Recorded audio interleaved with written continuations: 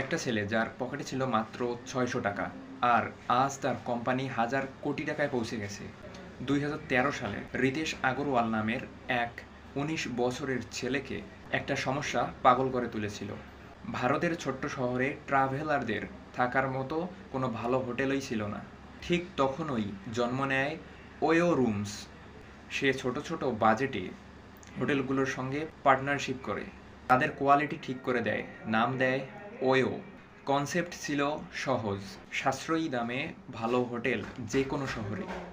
২০১৫ সালের মধ্যে soft bank থেকে ওয়ো তুলে নেয় $১০০ মিলিয়ন ফান্ডিং। আজ মাত্র ১০ বছরে ওয়ো ৬০টির বেশি দেশে তাদের নেটওয়ার্ক স্থাপন করেছে, ৬,০০০+ হোটেল এবং কোটি কোটি গ্রাহক। একটা আইডিয়া, সঠিক এক্সিকিউশন এবং বিশ্বাস, এভাবেই ওয়ো বদলে দিয়েছে হোটেল ইন্ডাস্ট্রি। এখানটায় একটা লেসন আছে, তা হচ্ছে ছোট থেকে বড় স্বপ্ন দেখলে স্বপ্নটা বাস্তব এবং বড় হতে সময় লাগে না।